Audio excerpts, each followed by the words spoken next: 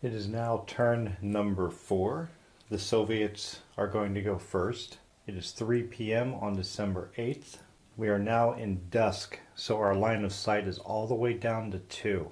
A quick look at the 4 reinforcements that the Soviets will get this turn. We have the first and second of the first 139 anti-tank weapon, and the first and second of the second 139th anti-tank weapon. And these are not very powerful, especially considering that the Finns do not have any armor. You can see on defense, they're only going to provide a defense of 2 or an attack or combat strength of 1. And the same thing with their ranged, is a ranged strength of 1 with a range of 3, and they can only move 3. I don't feel that they're going to be very useful in this 2-day scenario. Also, if we flip them over to the other side, there is nothing on the back. They're blank, so these are just one-step units. And they are units that cannot be reconstituted. So if the Finns are able to wipe them out, those are more victory points for them because they cannot come back. I have to be careful not to group them together when I bring them onto the map. I don't want a whole stack of them being taken out during a night raid. We'll place them here, ready to deploy when we want to. We'll do our first player reset phase and flip over all of our expended mortars, infantry guns, and artillery. And now we have to figure out what we want to do with our here. Again, remembering our line of sight is only 2, so the machine gun units have to be really close to conduct any kind of direct fire attack or support of any kind. The same with our off-map artillery. I can't really fire at these positions here unless I have one of my units within 2 to act as a spotter for them. So the Soviets have to decide what they're going to do. And I also have to keep in mind that I may just have to stay in place or just get staged for the next day because our night turn is next. And I'm going to have to build fires in order to avoid the sub-zero loss table rolls that could hurt some of my units. I should probably get off of this frozen lake here with these 2. Well, one of them is reduced and one is not. So I could do an assault into this machine gun, but I'd be attacking from a frozen lake. So that's going to halve me down to 4, and that would be against a 4. But I get a 2-column shift with the assault. First I'm going to move on the island here, try and get rid of this machine gun unit. So I'm going to have this one move 2, and then it's going to need to spend 2 to move into that hex also for a total of 4. We have the concentric attack bonus and our normal column shift. Even though this is going to be halved from the frozen lake, this one will not. And my hopes is I can take this machine gun unit out, which will allow this unit to advance after combat, or these units, and get them off of the frozen lake before the night turn. And they will be 4 away, so I will be able to build a bonfire at night and attempt recovery with that unit in the evening, because you can build a bonfire and attempt recovery with the same hex, or with the same unit, that is. Next, I want to concentrate on getting in position for the attack on the hotel. I don't have to worry about the Finns' artillery. They are out of ammo, and they don't have a lot in the way of additional indirect fire weapons, a mortar or 2. So we got to get everybody into position here. So we have a forest hex with a road, and then another forest here. So if I could go here for 2 and then there for 2 for a total of 4. That is going to keep me from building a bonfire in the evening, but I think I have to take the risk. So we'll go ahead and move 2, 4, and 2, and 4. And I'm going to do the same with these companies. I want to get them, so it's going to be, they're already on the road, so it'll just be 1 and then 2 more because we're moving into a zone of control for a total of 3. So we'll get right next to the hotel. I want to bring up some machine gun support. So we have this machine gun that can move 4, and there's another one under it that can move 4. I'm already on the road, so I could get here with 1, and and then it would be 2 to go there and 2 to go there. So for a total of 3, that's not going to be a problem. So we'll add 1 machine gun to that stack and 1 to that stack. I think I have, yes, 2 infantry companies there. Can I move them into position also? I have 1.5 and then 2 for each of those hexes. For 3.5, that's not a problem.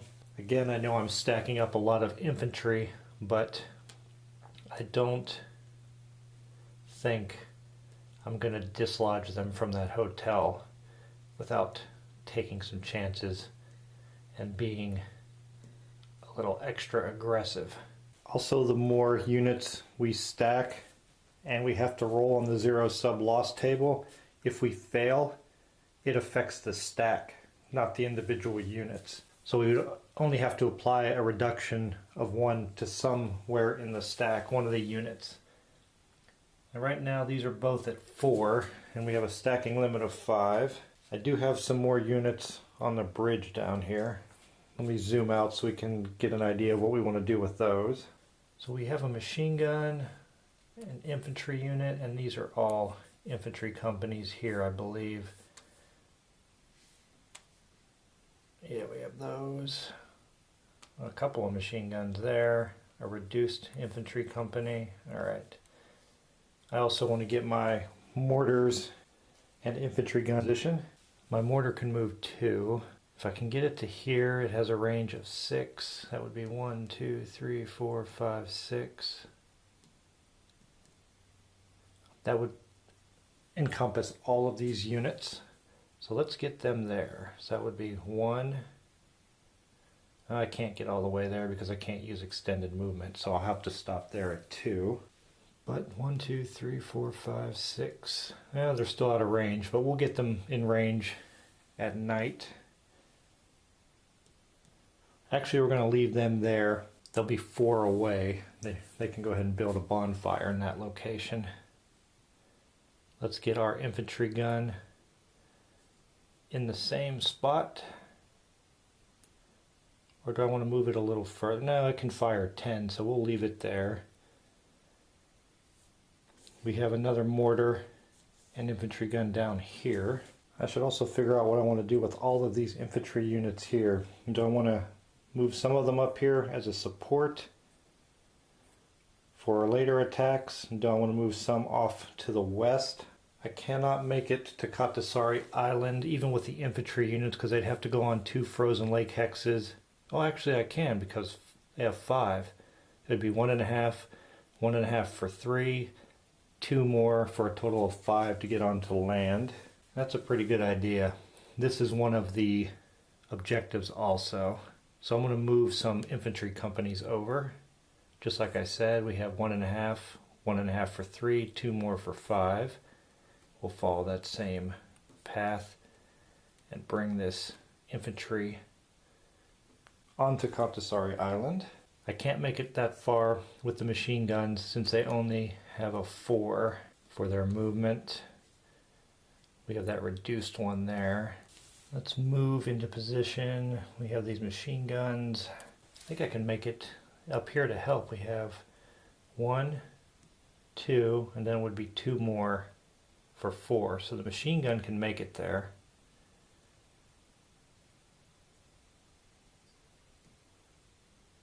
We'll move it up here. And now we're at our stacking limit there of 5 units. We don't want to add any more there, or we can't. This infantry unit, 1, 2, it can make it, but it can also make it across here. I don't want to stack 4 up, but the Finns don't get their ammo until turn 6. No, I don't want to put 4 of them. That's just too much of a die roll modifier, and I don't think I can get anything else. So we'll go, well, hold on. What do I have here? I think I have 3. Yeah, I already have 3 infantry companies there. I'll have them remain as reinforcements. We'll have them stay here 4 away so they can be part of a bonfire. This machine gun, 1, 2, actually we'll stop there. Well, no need to. We'll go ahead and go all the way forward. We'll bring this machine gun forward. Same with this reduced company. Let's leave them on top as a reminder that I want to attempt recovery in the evening. Then we have all these infantry units here. We'll bring them up the road also. We're going to place them here in this hex. Yeah, so we'll move them all there.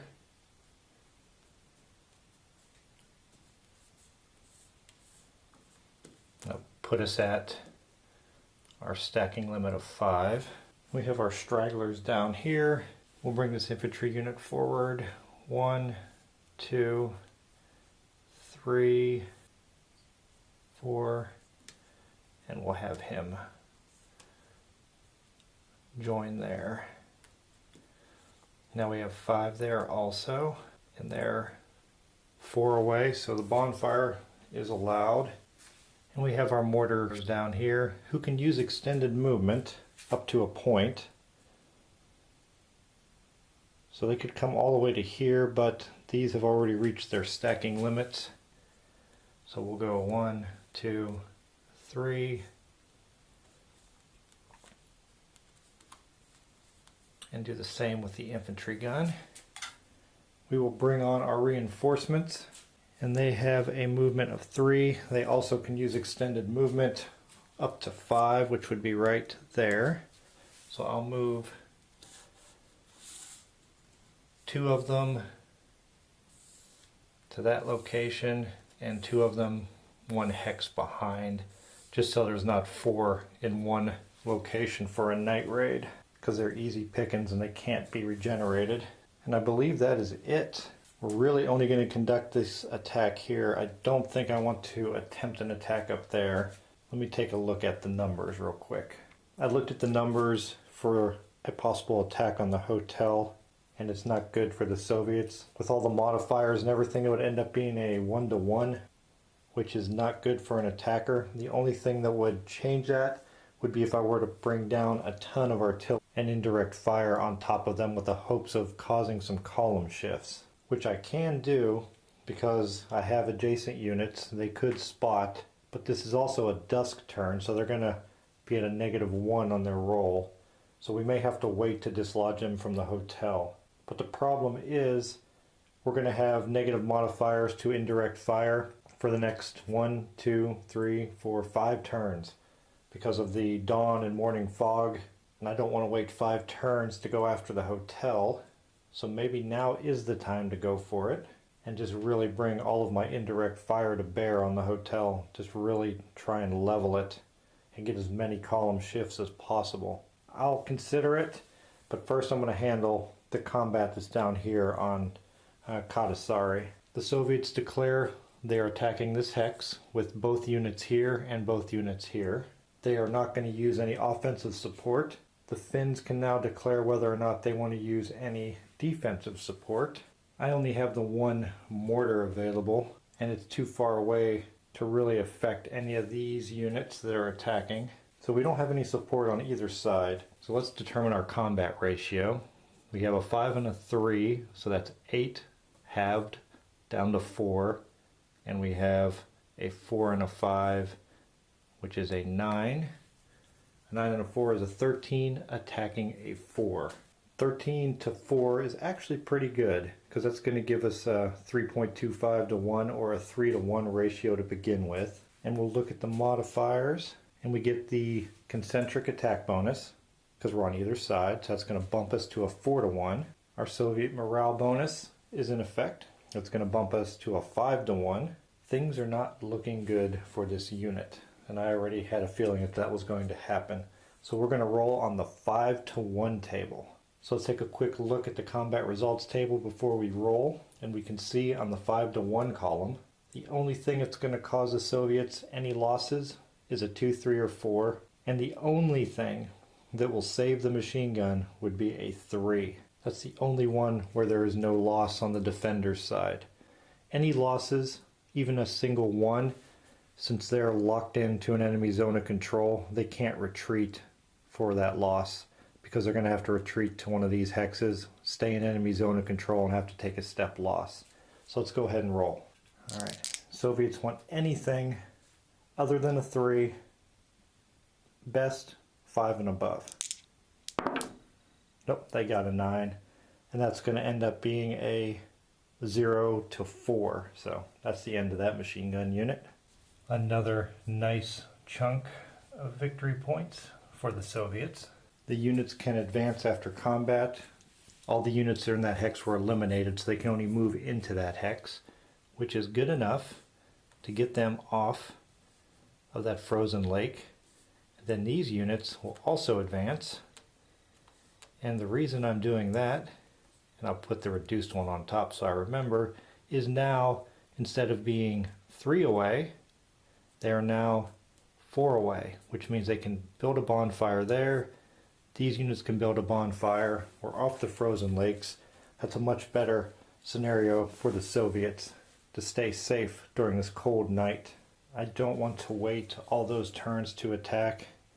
The night turn is going to cause a -2 die roll modifier if we wait till then. So I think we'll go ahead and attack, and I'm going to use up everything that I have as far as indirect fire to get some column shifts, because if I don't get any column shifts, we're in trouble. Also keep in mind that these units in the hotel are not only dug in, but they can ignore the first loss. So we have to really land a strong, definitive blow to try and push them out of there, or at least hurt them enough that we can attack in the next day with them in a depleted state.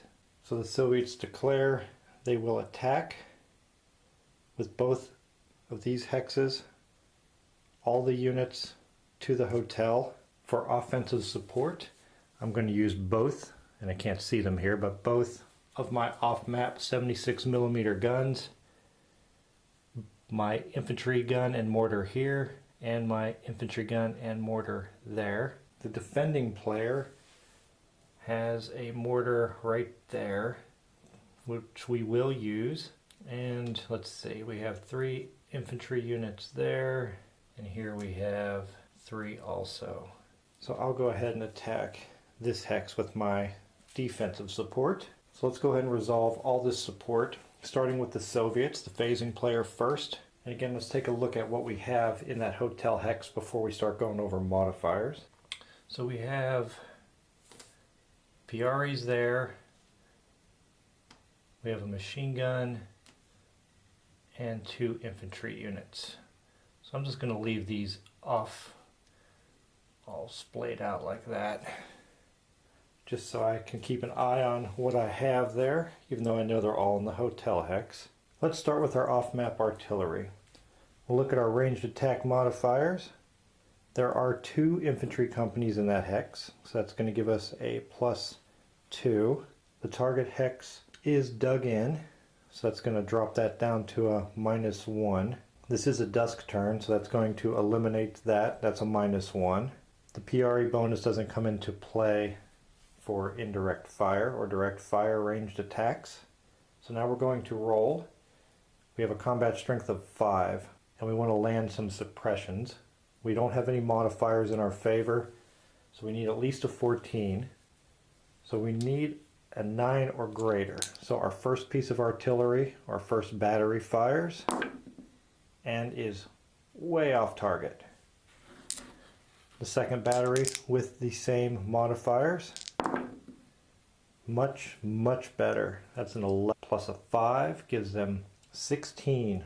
One short of causing a step reduction, but that will cause a suppression. Next we will go with both of our mortars, and let's see what kind of bonus they have available. We do have the infantry company bonus that we know of, and we're going to lose the 2 bonus because of the dusk turn, and targets are dug in. So same scenario, no bonus. We need some good rolls here. We have 2 mortars firing. That is not good. And the other mortar gets a 7 plus 5 is 12, also no good. Things are not looking good for this Soviet attack. Their support is horrible. They've only had 1 indirect fire attack that was successful. Now we're down to our two worst indirect fire weapons, the infantry guns, they only have a strength of 3. And again, we need a 14. So only 11s and 12s are going to give us suppressions. Because the modifiers are the same here, we're down to a modifier of 0. That's a 9. Ugh. And the other one fires, come on, an 11 or 12. An 11. Nice job by the infantry gun. That will land us another suppression and column shift. And now the Finns will fire their mortar. And the hex that they are firing on contains 3 infantry companies. And in this case, the mortar is self-spotting. Let me show you. Remember, we have a line of sight of 2. The mortar is here, its target is here. There is a frozen lake hex in between them. They can go right across this hex side here. And since one of the sides is clear and a frozen lake, they can self-spot because the line of sight is 2 and they're only 2 away. So that will give them a +1. Taking their modifier so far up to a 4. This is dusk, so that will drop down to a 3, but that's not too bad. So they're going to roll with a 3, and they have a strength of 4. Oh no, that is terrible. All they needed was at least a 7 to cause a suppression, and they just, I guess the mortar tube just fell over and they almost shot themselves. I'll go ahead and throw these 2 suppression markers over here as a reminder. And now we'll go ahead and figure out the combat ratio. So for the Soviets, they have 3 companies. So that's 15 plus 4 is 19. And here we have 3 companies for another 15 plus 4 for 19. And 4 more for 23. So 19 and 23 gives us a 42, attacking a 5, 10, and double that, 16. A 42 to 16 ratio is a 2.6 to 1, so it turns into a 2 to 1. So this is not looking too good for this attack. And now we look at our column shifts. We have the 2 suppressions from range support that are in play. No concentric attack bonus this time. We have the Piari bonus, which will remove one of these. We are dug in, which will remove the other one. We do have the Soviet morale bonus, so that 2 to 1 will turn into a 3 to 1, looking a little better now. And that is all. So we're attacking on the 3 to 1 table. Let's take a look real quick. We can see the Soviets want to roll a 7 or higher to avoid any losses. Hopefully the Soviets are better here in dusk than the Finns were. And they got a 9. That's a pretty good roll. On the 3 to 1 table, a 9 yields 0 losses for the Soviets and 3 for the Finns. They can ignore that first loss because of the hotel, so they're going to have to take 2. The Finns can't afford to retreat out of this hotel and let these large number of Soviet units take it, especially with it being worth 10 victory points. So we will take a step reduction on each of the infantry units, and hopefully we can get reinforcements to come in soon, because we cannot give up the hotel hex. We still have this reduced unit here. It took part in combat, so it cannot attempt recovery this turn. This one moved also, so we're going to have to wait till our night turn to attempt recovery. I flipped over all of the markers and I adjusted the Soviet ammunition from 6 down to 4 now. But the Soviets are not that worried about the ammo. They're going to get another supply of 6 in just 2 turns, the beginning of December 9th. So they have plenty. They're probably going to conserve their artillery ammo from here on until we get to turn 8, because that's when they get their big artillery guns that can really turn the tide here and maybe dislodge the Finns from the hotel and gravel pits. So it's up to the Finns to get some more units into position to help defend these areas. They will get a few reinforcements over the next few turns, not many. They also have to worry about Kata-Sari Island, which is now in control by the Soviets. This one hex here is still under Finnish control, but as soon as the Soviets move close to it and put it in their zone of control, they'll have the whole island and those victory points. So we need to really be careful here too. We may be dug in, but they got a large number of forces coming that might be able to dislodge us. It might make more sense to bring these units down and then up and attack from the west instead of attacking from these frozen lakes. The Soviet turn is completed. They did a little bit of damage at the hotel, making the Finns have to recover and shift their units around. It is now the Finns' turn here in turn number 4. What are the Finns going to do? Let's take a look at the 2 reinforcements they're going to get first. We have the 5th and 6th of the 2nd JR-16. And if you look in the upper right corner, we can see that there's a small little note that they come on at -2 movement points. So instead of having 6, they only have 4. Got a lot going on here with the Soviets coming at us. Let's take a look at what we have under all these stacks to see what kind of plan we need to come up with. Most of these are going to have reduced units. So we have, well, there's one unit that's not reduced, but there is a reduced one there. Reduced bicycle unit, same there. 2 reduced units there. I think we might want to do some recovery this turn before these Soviets move towards us, or maybe not. Up here we have the machine gun unit. Got a lot of units here. We can flip this mortar over during our reset phase now. Then we got a machine gun and 2 full infantry companies. And we know we have our 2 reduced infantry companies at the hotel thanks to that recent attack by the Soviets. We have our reinforcements here. Again, they only have 4 movement points. And that would get them there or here. And then if they use extended movement, they can get all the way up to 6, which would be that hex, or well, they can't use extended movement to go anywhere closer than this position. Well, actually that would be 3, so that would only get them there. I think I'll bring them down to here into Tolviarvi. So we'll grab one of them, move 1, 2, 3, 4, and then we'll continue with the extended movement. 5 and a half and 6. And then we'll bring the other one right behind them. And the reason I'm doing that is I'm going to dig in these hexes also, because that's part of the 8 hexes that make up the Tolviarvi village, and we want to make that as difficult as possible for the Soviets to move us out of there so they cannot easily gain victory points. I'm going to take a little closer look here at the hotel. We need to swap out the units that are reduced, get them out of there, and have new units move in. So we have our machine gun, and then we have 2 reduced infantry companies at the hotel.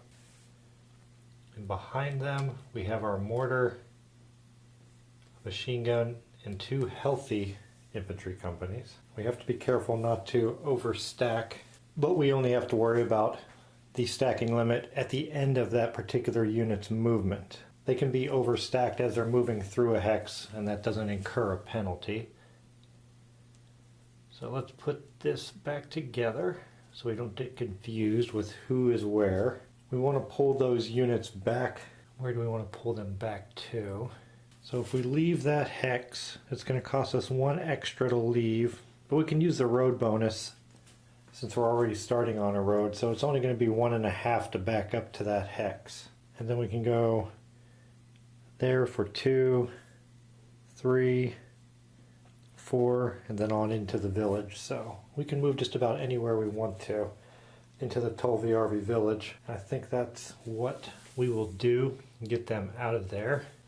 So again, we're starting here. It's going to take us 1.5, and then 2, 3, 4, 5, 6. So we can make it to any of the Tolviarvi village hexes, so we don't have to count as we go. We know we can reach it. Where do we want to put them? Maybe we'll put them down here because that's the closest avenue of approach for the Soviets, the southern part of the village.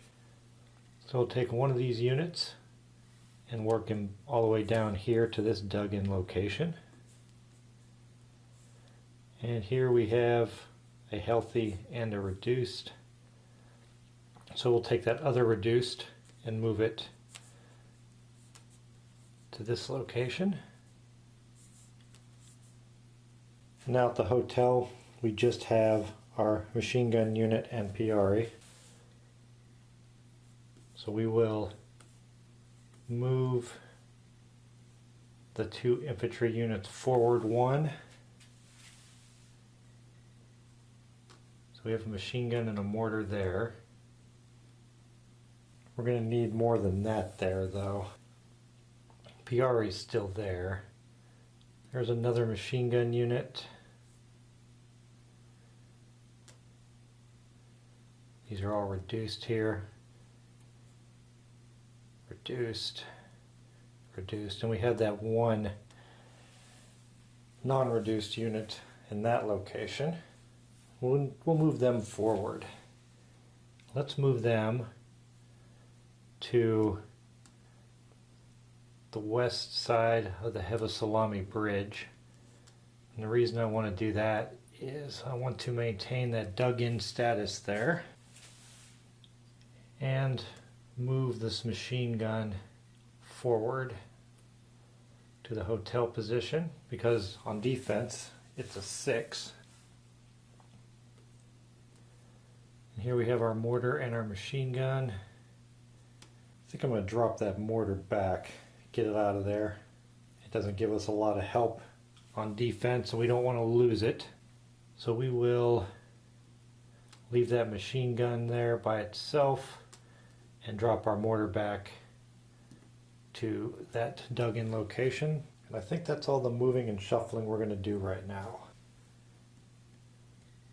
So we'll put PRE back, and now we have 2 machine guns and 2 infantry companies there to help defend the hotel. I might as well attempt recovery for the units that did not move or do anything. This one moved way down here, but that one was already in place, and the same here. So we can attempt recovery for the 2 units that were already there. We can't attempt recovery for the ones that moved. So first, we'll attempt recovery for the 3rd of the ERP 112, and then we'll attempt recovery for the 8th of the 3rd. If we look on the recovery table, both of those units are 4 or more hexes away from enemies. So they're going to get a +1 to their modifier, so they're going to need a 5 or a 6.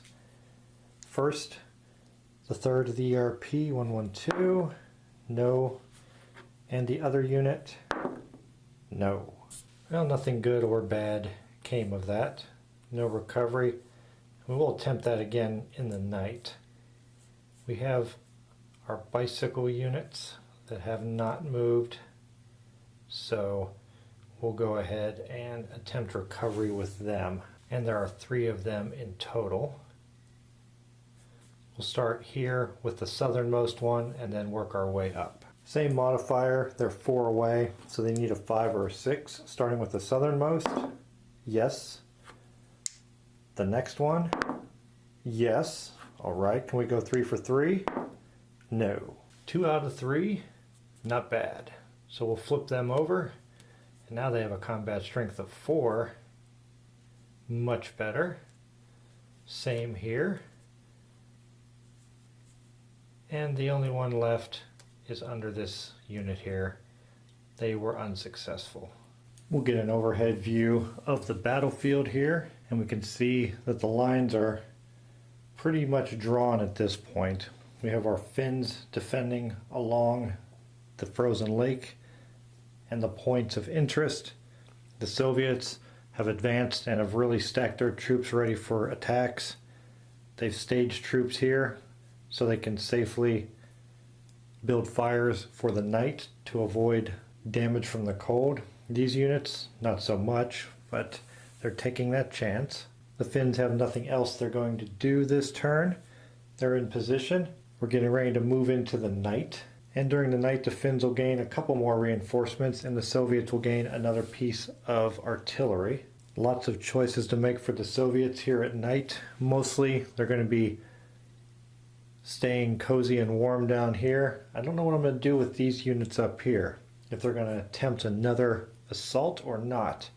The Finns were able to move more units into position to help defend, so it may be stacked against the Soviets, but the Soviets can attempt an assault at night. And if they attempt an assault here on this last turn of day 1, December 8th, they will get that 2-column shift.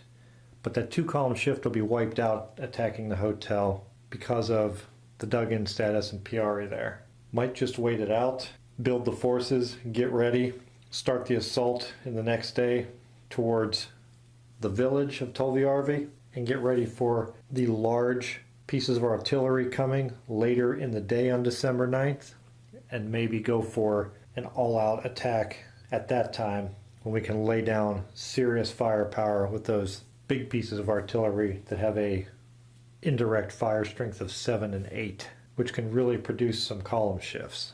Also coming up on the next day on turn 7, we're going to get some replacement points, which we can use to reconstitute units or help reinforce units that are already depleted, get them turned back to their full strength side, but we'll talk about that when we get to turn 7. Without further delay, let's move into the night turn where the Soviets will go first.